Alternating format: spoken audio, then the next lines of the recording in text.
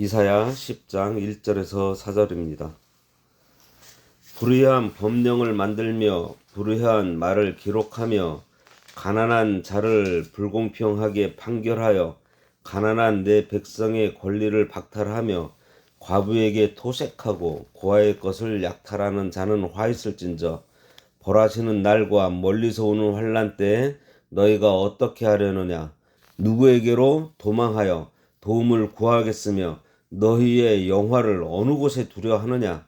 포로된 자 아래에 굽풀이며 죽임을 당한 자 아래에 엎드러질 따름이니라.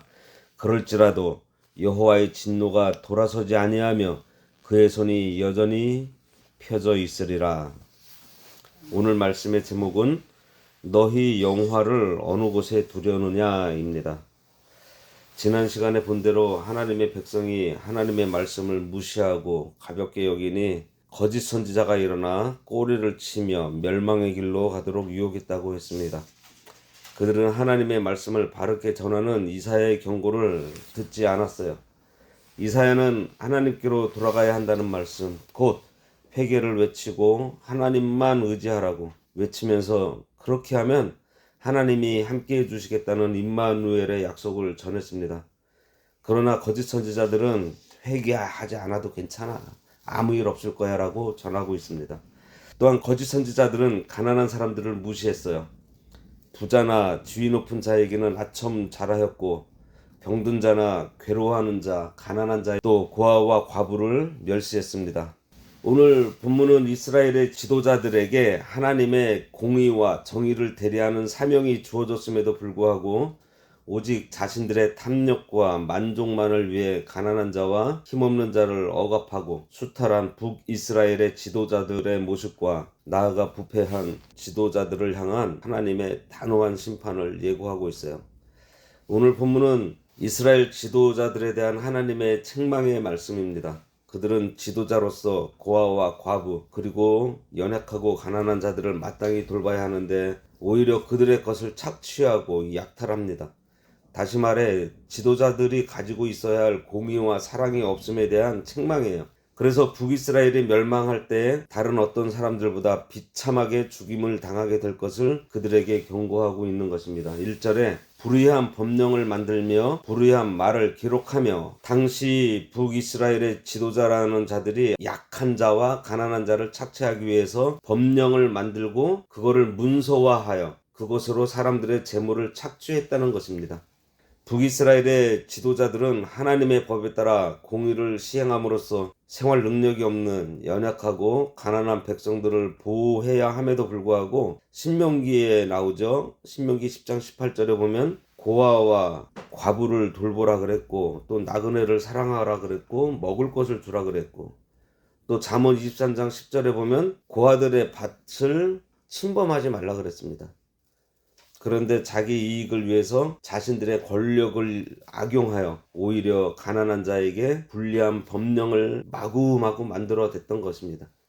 사람들이 겉으로 볼 때는 정당해 보이겠죠. 왜냐하면 법으로 정해서 기록되어 있으니까. 그러나 하나님 보실 때에는 그들이 악한 목적으로 법을 만든 것이기 때문에 잘못된 것입니다.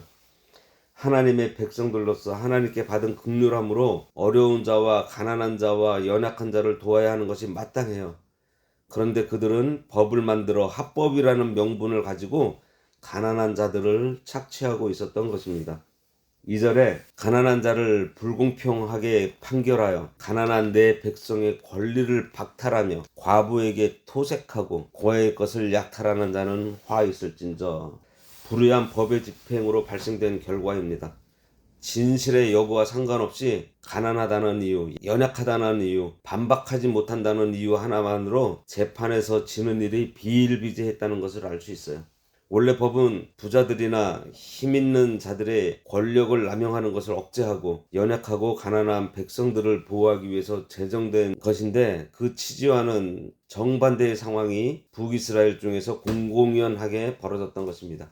공정과 정의를 행해야 하는 지도자들이 연약하고 가난한 자를 돌봐야 하겠는데 오히려 그들의 것을 토색하고 착취한 거예요. 왜 이들이 이런 지경에까지 처했을까요? 그들의 중심에 하나님이 없기 때문이에요. 하나님께서 모든 것을 주장하신다는 사실을 알고 하나님 앞에서 산다면 하나님께서 주신 이 땅 위의 모든 것을 하나님을 위해 사용하게 될 것입니다. 물질을 받았으면 나누어 주기를 힘쓰게 되고, 내가 기술을 가졌다면 가르쳐 주기를 힘쓰게 되고, 나에게 어떠한 능력을 받았다면 병든 자를 고칠 수 있고, 약한 자를 위해 자기 힘을 쓰게 돼요. 다시 말해서 경건한 삶을 살게 된다는 거예요. 야고보서 1장 27절에 보면 하나님 아버지 앞에서 정결하고 더러움이 없는 경건은 곧 고아와 과부를 그 환난 중에 돌아보고 또 자기를 지켜 새 속에 물들지 아니하는 것이라고 했습니다. 참 경건이 뭐라고요? 하나님 앞에서 사는 삶이 참 경건이라는 것이에요. 보여지는 경건한 모습, 단정하고 정결하고 규모 있어 보이는 것이 참 경건이 아니라 삶이 경건해야 된다는 거예요. 그것은 바로 하나님 앞에서의 정결하고 더러움이 없는 것인데, 무엇으로 나타나는가 하니 고아와 과부를 환난 중에 돌아보고 자기를 지켜 새 속에 물들지 않는 것으로 나타난다 그랬어요. 하나님께서 우리에게 맡기신 것이 많이 있는데 그것으로 하나님을 대신하여 도움이 필요한 자를 돌보는 것이 하나님 앞에서 경건한 생활이라는 거예요. 나누고 돕고 긍휼히 여기고 사랑하면서 사는 삶, 또 자기를 지켜 새 속에 물들지 아니하는 것이라고 했습니다. 받은 것은 나누어 주며 물질과 세상의 마음을 뺏기지 않고 하나님 앞에서 자기를 지켜나가는 것. 우리가 지금 디도서를 보고 있는데 신중하고 근신하는 것, 셀프 컨트롤, 자기를 다스려 가면서 하나님 앞에서 사는 것입니다.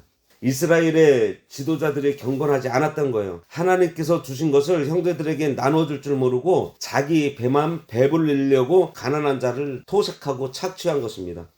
권력을 가진 자들과 유력한 자들이 자기들의 이익을 위해서 불의한 법령을 제정하여 가난하고 세력 없는 자들의 재판을 불공정하게 하고, 가난한 자의 권리를 박탈하고 과부의 재산을 토색하고 고아의 것을 약탈하니 반드시 화를 당하게 된다는 거예요. 그런 자들을 하나님께서 반드시 벌하십니다.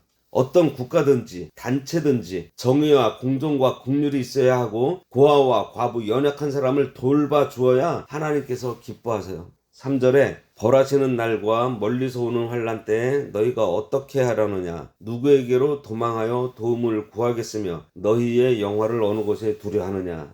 이것은 임박한 심판의 날의 참상을 보지 못한 채 자신들의 영화가 언제까지나 계속될 것이라고 생각하는 북이스라엘 지도자들에 대한 이사야의 외침이에요. 여기서 이사야는 하나님의 심판을 벌하시는 날, 멀리서 오는 환난이라는 두 가지 표현을 사용하고 있는데, 이것은 멀리 있는 아수르 사람들을 불러서 이스라엘을 징계하시겠다는 것입니다. 지금 이사야는 북이스라엘의 멸망을 예언을 하는데 누구한테 하고 있다고요? 남유다한테. 북이스라엘의 멸망을 예언하면서 남유다에는 경고를 하고 있는 것입니다. 결국 이거는 또 무엇인가 하면은 저 멀리 있는 바벨론의 침략이 남유다에게도 임하게 될다라는 것도 동시에 같이 얘기하고 있는 거예요. 가까이에 있는 블레셋이나 모압이 쳐들어왔다면은 원래 서로 앙숙이니까 그럴 수 있다고 생각할 수 있는데, 아수르는 멀리 있는 나라예요. 바벨론도 멀리 있는 나라예요. 그러니 틀림없는 하나님의 간섭이고 징조인 것입니다. 우리에게 생각하지 않는 그러한 일들이 닥쳤을 때 하나님께서 특별하게 나에게 간섭하시는 줄 알아야 돼요. 이스라엘처럼 하나님께서 주신 은혜를 바르게 나누지 못하고 감사하지 못하고 사랑으로 형제를 돌보지 못한 것이 없는지 우리 자신을 돌아봐야 합니다. 그리고 하나님 앞에 겸손히 돌아가서 피하고 도움을 구해야 돼요. 하지만 그들은 여전히 정신 차리지 못하고 있습니다. 누구에게로 도망하여 도움을 구하겠으며 너희 영화를 어느 곳에 두려 하느냐. 하나님께로 돌아가야 되는데 이 타락한 인간이 이 세상의 영화와 자리에 얼마만큼 집착하고 있는가를 단적으로 보여줘요. 즉 이사야는 심판 전에 돈과 권력을 소유하기 위해서 전 생애를 바칠 뿐 아니라 심판의 와중에서도 이런 것들이 자신들의 안전을 보장해 줄 줄 알고 그것들을 찾는 그 어리석음에 빠져있는 북이스라엘의 지도자들을 향해서 지금 말하고 있는 거예요. 그런데 심판날에는 그런 영화, 너희들이 남들 것 토색하면서 쌓아놓은 것들이 아무런 도움이 되지 못한다는 거예요. 하나님께로 돌아가면 될 텐데 심령이 굳어져서 하나님을 보지 못합니다. 여전히 돈과 권력에 눈이 멀어 그것으로 돌아가려고 해요. 하지만 그것이 도움이 되지 않는다는 거예요. 늘 남을 압제하는 사람은 심령이 굳어져서 어려운 일에 닥쳐도 기도할 생각하지 않습니다. 하나님께로 돌아갈 마음이 없어요. 그래서 하루아침에 망하게 된다는 거예요. 4절에 포로된 자 아래에 굽으리며 죽임을 당한 자 아래에 엎드러질 따름이니라. 그럴지라도 여호와의 진노가 돌아서지 아니하며 그의 손이 여전히 펴져 있으리라. 참 이 그럴지라도 여호와의 진노가 돌아서지 아니하며 그의 손이 여전히 펴져 있으리라, 이 말씀이요 지금 3일 연속 지금 나오고 있습니다. 완전히 굽으러져 죽임을 당한 자 막 거기에 막 엎드러지고 막 처참한 그러한 지경인데도 하나님의 진노가 돌아서지 않고 여전히 하나님의 손이 펴져 있다는 거예요. 이 말씀은 앞절에 대한 답으로 하나님의 심판날에 악한 지도자들이 오직 이방의 포로가 되거나 아니면 죽임을 당하는 비참한 현실이 닥치게 될 때, 그때서야 비로소 자신들이 누리며 소중하게 여겼던 영화들이 무용지물이었다는 사실을 깨닫게 된다는 거예요.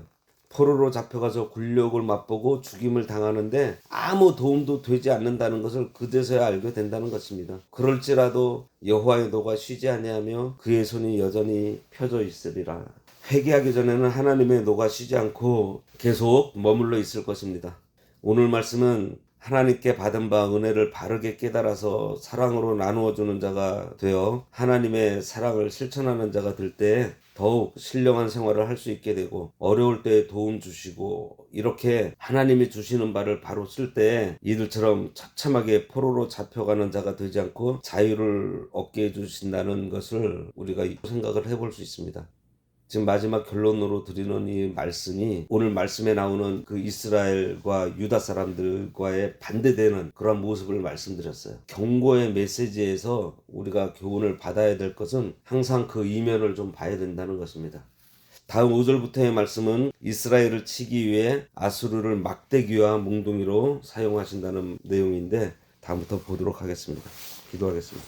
하나님 아버지, 하나님께서 이스라엘을 선택하셨고 하나님의 선민으로 하나님께서 가지고 계신 공의와 사랑으로 생활해야 할 텐데, 지도자에 위치한 자들이 하나님의 공의와 사랑을 다 내어버리고 자기들 스스로 악한 법을 만들어 보호해주고 지켜줘야 될 참 가난하고 연약한 고아와 과부를 오히려 토색하고 약탈하는 자들이 되어 하나님의 진노를 산 모습을 저희들이 보았습니다. 그러한 진노를 받았을 때 저 멀리서 대적을 보내 치신다고 하셨사오니, 하나님 아버지, 혹시 저희들에게서 뜻하지 않는 일들로 괴로움을 당할 때 하나님께서 저희들에게 주신 그 은혜의 삶을 살지 못하고 공의와 사랑을 행하지 않는지 우리가 돌아보도록 하여 주셔서, 그러한 점들이 있으면은 바로 찾아 회개하고 하나님 앞으로 돌아와 하나님께 구하는 저희들 되도록 인도하여 주시옵소서. 예수님의 이름으로 기도드리옵나이다. 아멘. 하늘에 계신 우리 아버지여, 이름이 거룩히 여김을 받으시오며 나라가 임하시오며 뜻이 하늘에서 이루어진 것 같이 땅에서도 이루어지이다. 오늘날 우리에게 일용할 양식을 주옵시고, 우리가 우리에게 죄 지은 자를 사하여 준 것 같이 우리 죄를 사하여 주옵시고, 우리를 시험에 들게 하지 마옵시고 다만 악에서 구하옵소서. 대개 나라와 권세와 영광이 아버지께 영원히 있사옵나이다. 아멘.